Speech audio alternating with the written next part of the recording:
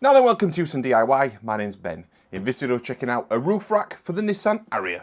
Okay, so we recently got a new car, which was a Nissan Ariya, and I've been looking at roof bars to put bikes on top of the car, basically, for a couple of months now. Obviously, there's the obvious choices, the kind of fuel ones, Halfords, but there's another brand I've found, which is called Farad, F-R-A-A-D, and I've got a kit and the actual roof bars from Farad to fit onto the Nissan Ariya. So in this video, we'll unbox a fitting kit and have a look at the bars just inside here, and then we'll go fit them on the car outside. I'll do a quick summary at the end just to kind of go through my experience with the fitting of it, see how easy it is to do, etc. if you are looking to buy these kits yourself.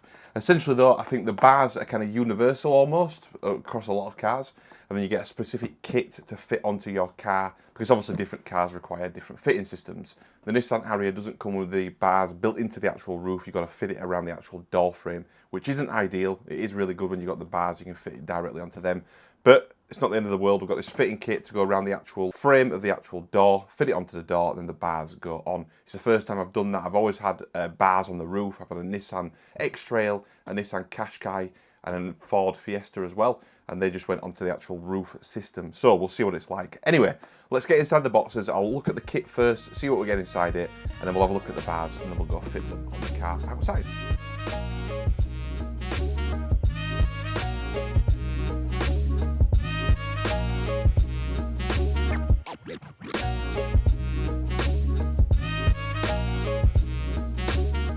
Okay, as you can see, we've got a couple of the actual clamps for the front and then from the back, which are labelled up with some labels on them as well. So they will obviously go around the door frame. Somehow we need to work that out.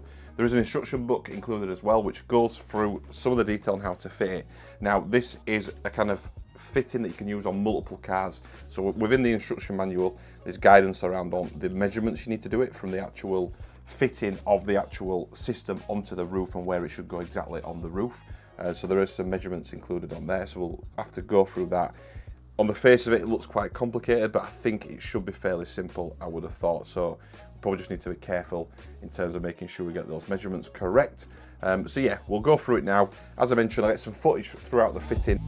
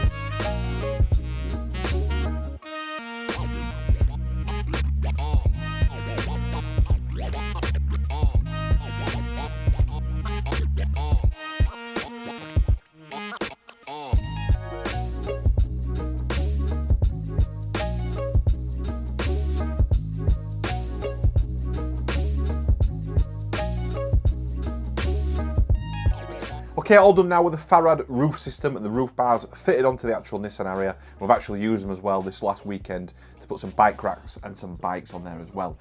So overall, the actual instructions seem a little bit tricky once you first start doing them with the kind of instructions. They're not the greatest of instructions, if I'm totally honest, but once you kind of understand what they are by watching an actual Farad video they've done, which is really, really good, and it's really easy to see what you're actually doing. It doesn't kind of walk you through the steps, it just shows the steps, expecting you to understand what's going on, which you kind of do. That's been quite critical of them, but they aren't the greatest, clearest of instructions of what's going on where. They're probably used in different countries, so they kind of need to make sure it's easy for different countries to use them as well. But ultimately, the actual fixing kit, the kit that I've got that goes onto the roof, can be used on multiple vehicles. And basically what you do, you cut down the kind of rubber blockers, the rubber pieces, to fit your roof perfectly, basically. So the blockers, or the rubber spacers, they push onto the end of the roof bars, and the actual fittings go onto the roof bars. And what happens is those blockers, or the rubber stoppers, they kind of stop the actual fitting part going past where it should, but also shows exactly where it fits onto your car perfectly. So it works really, really well, obviously across different vehicle types, depending on obviously the one that you've got. So once you get going, cut those rubber actual sections down, which is kind of a little bit scary when you do that because you need to make sure you're definitely cutting on the right line. It does tell you the numbers and where to cut and how to cut it in the instructions. So it is easy to do. You're just going to kind of go for it and make sure you're cutting for the front and the back, the right numbers basically.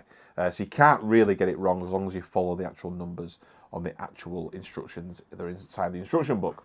You've also then got a second measurement, which is where you need to put the actual fitting onto the car.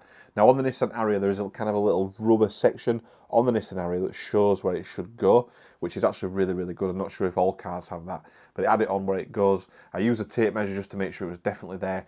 One thing I didn't pick up on initially was where you actually measure from. Now on the tape measure, you measure from the middle of the actual whole fitting itself, not from the edge. I was doing the edge to start with and it didn't line up, I got confused. But you measure from bang centre of the actual fitting to the actual part on the car we need to fit it. And once you do that, that obviously works fine. Now I did notice in the instructions it did show the centre after I've actually realised. So it does show it in the instructions. That was just me being a bit silly and not looking at the instructions properly. But just something to notice or something to look out for is to make sure you're measuring from the centre of the actual roof fitting itself. So once you've got things on the roof bars or on the roof, obviously just tighten them up with the Allen key that comes included as well. Really simple to do. Tighten it up, not too tight, so you can adjust it either side, then tighten things up and it should lock nicely onto your roof. Just on the bike racks, we did have a last minute emergency on Christmas Eve. We had to go out on Christmas Eve this year, 2025, to go and get the actual Halfords Advanced roof racks because the old ones we had to go out and get the Halfords Advanced bike racks because the ones I had wouldn't fit onto the actual Farad, the actual larger bar. I had them for the smaller bars, so we had to get some different bike racks for the bikes this year, which was a little bit of a scary moment, but we got them sorted on Christmas Eve. As you can see, they were fitted on fine, as you would expect. They kind of just fit, as I mentioned, with a T-bolt into the actual groove on top of the actual roof bar. No problems there, just fasten them down on the actual Halfords bike racks. They worked well, really simple to use. I will link below in the description to those if you are looking for those particular bike racks as well. Okay, all done there with the Farad roof bars and the actual roof mounting system. Just a really quick video, kind of unboxing, show you how to fit it, kind of briefly show you how to fit it, what it looks like, and just some top tips to look out for if you are fitting them yourself. If you have liked the video or you've at least found it informative, please do give it a thumbs up, give it a like. If not for any reason, give it a thumbs down, give it a dislike, but let me know in the comment section why. Any questions about the roof bars, any questions about the actual fitting, any questions about the bike racks that I've got on there as well, drop that in the comment section. I will reply to all questions and comments. And if you want to follow the Huson DIY channel for more product reviews, tech reviews, DIY projects, and much, much more, hit that subscribe button, and I'll see you on the next one.